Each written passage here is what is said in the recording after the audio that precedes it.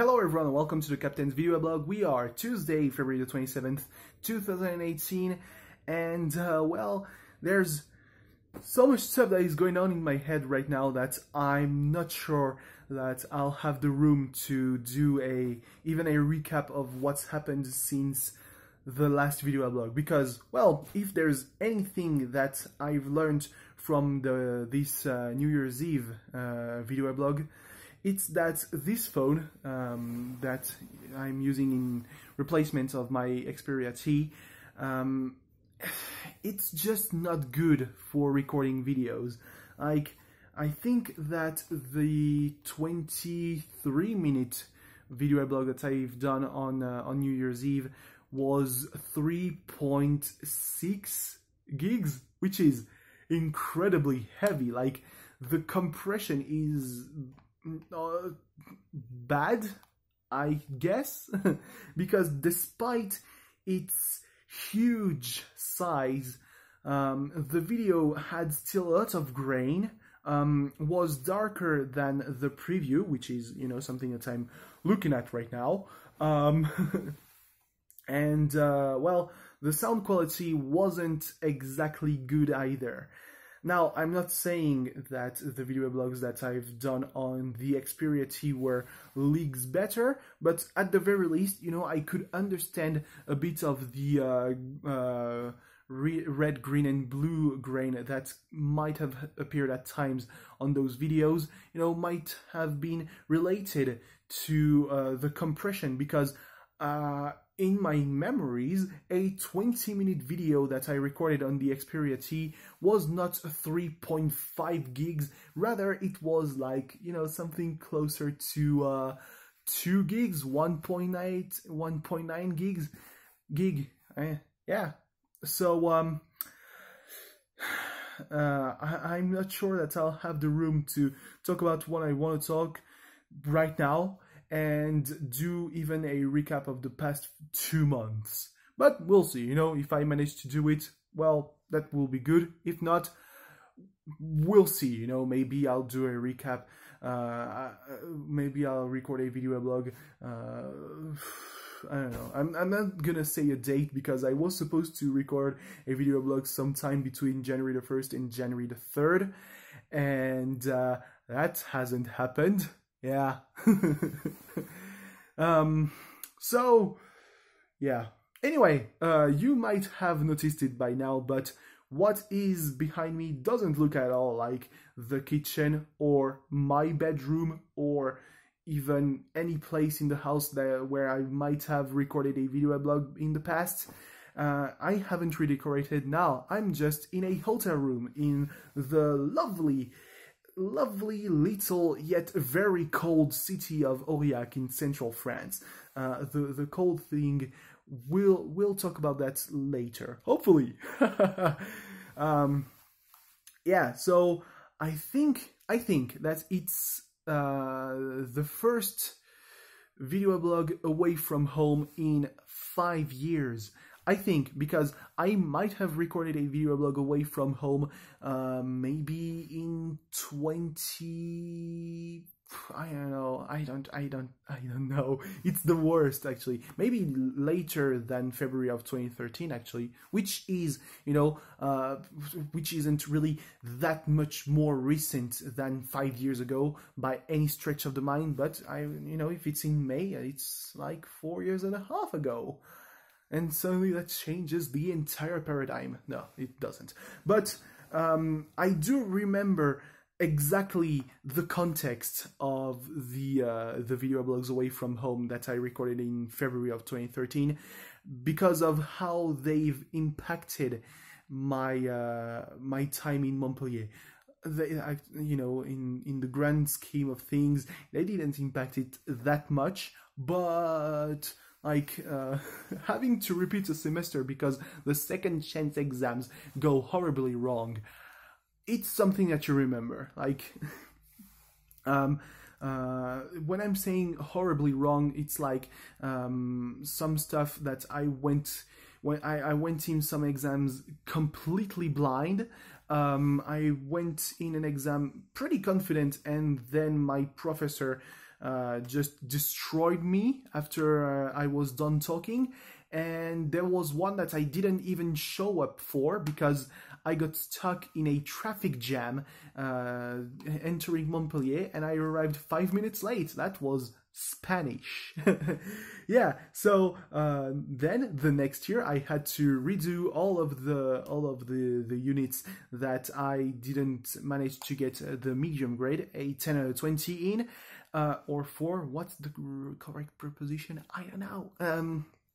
And I mean, I wouldn't say that it's insulting, but it lacks a lot of subtlety because, well, the students, they when they notice you in the classes, in some classes and not others, they know that something is afoot. You're just not skipping classes because you're there for some of the most complicated, actually.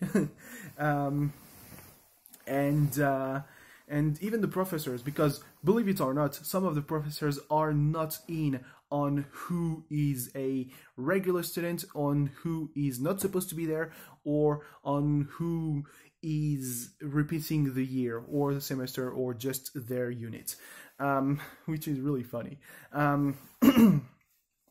But yeah, so obviously, by December of 2013, it was a pretty well-known fact for the students of the promotion right behind mine that I was repeating. I mean, for those in my promotion, they knew because I had told them. Just not good to keep them to keep some of my actual friends not in the know. Not good, not cool. But yeah, the people that you might see for 6 hours a week, it's not really important, is it? So yeah, but the fact of the matter is, for some of the units of the exams that I went in blind in early 2013, not going in blind in early 2014 just changed the entire thing. I went from a 3 to a 19, I think, in one exam. I had the best grade, which just shows how good it is to not go in blind. And in Spanish, I went from a 0 because I didn't show up to a 20 because apparently I was still that good in Spanish. I still failed some of the exams in January 2014, February 2014, because statistics, by the time the exam had come, I hadn't done actual maths in almost 5 years, or at the very least not when it mattered. So yeah. It's not, and now that I've also failed statistics in 2014, I haven't really done much more since, or at least by myself, not without the help of Excel, for example, doing the operation itself. Now, so yeah, at the end of the day, just everything just went in balance, and I validated my semester, and it was good. But yeah, the importance of not going in blind, oh boy, that is really eerily similar to my situation right now, because if I'm not in Montpellier and this is not the second chance exams in my first semester, the consequences of going in blind might actually keep me away from a job. Ooh, that is, wow, another, just an entirely different set of expectations that are on my back right now. By just saying I'm going in blind tomorrow morning, I've stressed myself out more than I could have done just thinking about it today, at any point today, because right now is the first time in the entire day that I actually can sit down and think, because I've sat down a lot today. I've been for like 6 hours sitting down in transportation, like either in trains or in buses. I've sat down for like 2 hours, no, 3 hours and a half in train stations, which is way more than what is normal. Like, you know, a train station, if you were there for more than an hour, maybe you've fucked up at some point. But today has been a long day, and the cold didn't help because, well, right now we're in the middle of what's called a Moscow Paris, which is very literal. Like, it's not very often that meteorology has those very literal things. Like, there's the bomb cyclone that happened in, well, the bomb storm or whatever, it's happened near the US like 2 months ago, because, well, I mean, it developed explosively so yeah, a bomb, you know. But yeah, a Moscow Paris is basically a stream of cold air that comes from Russia and hits France. You know, pretty literal, as I said. It's the European counterpart to the polar vortex in North America. Usually lasts for way less. For way less time. Bad English right now. Oh, all over this video blog. Ooh, that's nasty.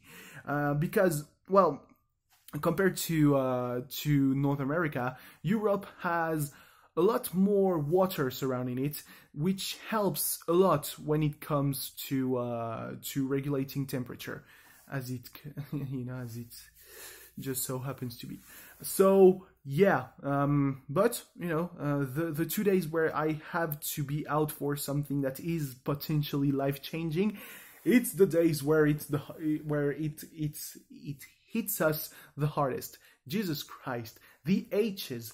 Why do you pronounce them English? Why do you do this? Why cannot it be just like silent H's like in French? You know, sometimes it's a bit tricky. Like, you don't say les haricots, you say les haricots, because it's an aspired H. You breathe in the H's, but you don't pronounce them. You just do, just acknowledge their presence. But yeah, the problem with the Moscow Paris and Aurillac is that people who watch the weather reports in France will know that Aurillac is pretty famous for being one of the towns that among the coldest big cities in France. And I'm using big cities very, very, like, I'm very, very kind with Aurillac by saying big city, because it barely edges out the 25,000 people limit that I would say would be a big city.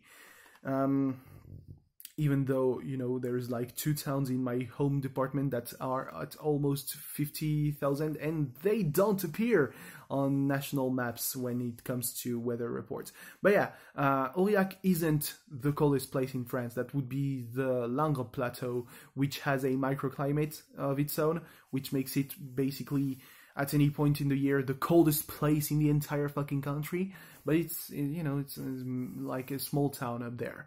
But Aurillac, like, yeah, right now I think it's got a -8 degrees Celsius temperature, which is only like 2 or 3 degrees lower than when I had to walk out to find a hotel where there were some free rooms. Because when I arrived at 6 p.m. here in Aurillac, I thought that I was just a bus ride away from getting into the hotel and being set for the evening and until tomorrow morning. But no. When I arrived at the hotel that I trusted, you know, to have some free rooms, as apparently my mom had scoured the booking websites just to be sure. On the front door there was a little sign, no vacancies, and I was like, oh. And I was on the phone with my mom because I was like, you gotta get me out of this shit. I mean, I'm not gonna walk for 2 kilometers in any way, because like at one point I might actually lose my hands. So she told me, get in. And I was like, yeah, okay, what do I do? Ask if they've got any rooms. And I was like, this is incredibly dumb. I didn't say that, but in my head I was like, I'm gonna look like someone who doesn't know how to read. And I asked, and maybe I didn't seem that dumb or that illiterate, but to me, like, I felt like maybe I shouldn't be, I shouldn't ever cross the path of any of those people that I saw in the lobby of this hotel, because yeah, they're gonna be like, hey, it's this dude who can't read no vacancies. Yeah. So yeah, I mean, just the day has started very early, like 7 a.m., and because of the cold, I had to wait until 10:30 to get my train, and instead of 9:30. It doesn't seem that much, an hour just, but the difference that an hour makes in the plans, like instead of taking 3 trains with at most 1 hour between 2 trains, I had to take 2 trains and a 4-hour bus ride, which is more than I thought. I at some point I thought, wow, this 3-hour-long bus ride between Toulouse and Bordeaux, that's very long. And a 4-hour bus ride between Gaillac and Aurillac, it's wow, that's something else. At least the scenery is good. But yeah, and all of that for not even a job interview. I think that it's a job interview, but for a technician. But maybe there's going to be an actual job interview after what I'm gonna do tomorrow. Like tomorrow, I'm gonna be tested on my knowledge on of how to use a special kind of software. The problem with that is that in the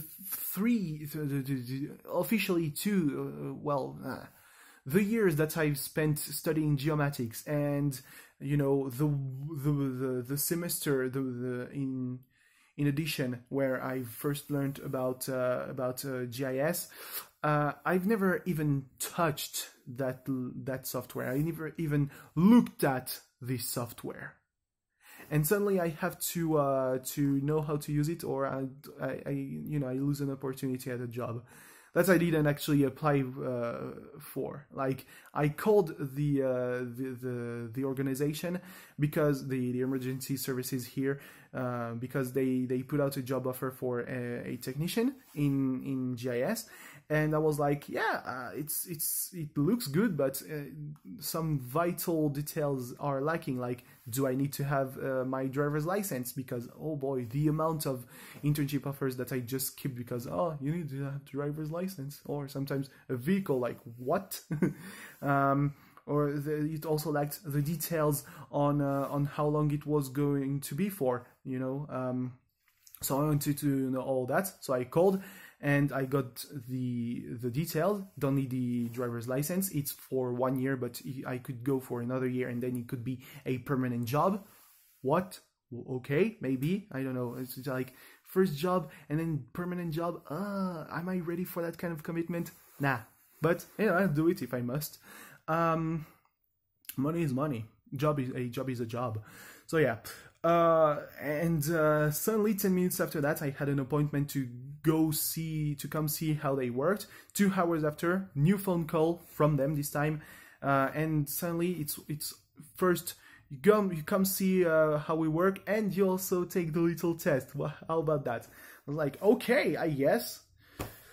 So yeah, this is one of the most important days in my life so far. I've had my share of most important days in my life in the past. This one is the most important of the most important so far. We'll see how in the future, if there's more most important days. I don't know. Yeah, so 20 minutes. Shit. Well, no recap. No, not even January to February. That's sad. But at any rate, thanks for watching.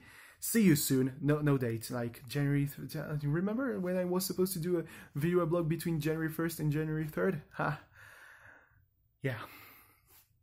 Bye. I'm done. I'm not even gonna upload the video blog now because it's going to be a heavy video and the hotel Wi-Fi might not hold until it's entirely online, or I might leave the hotel before. Anyway, thanks for watching. See ya. Bye.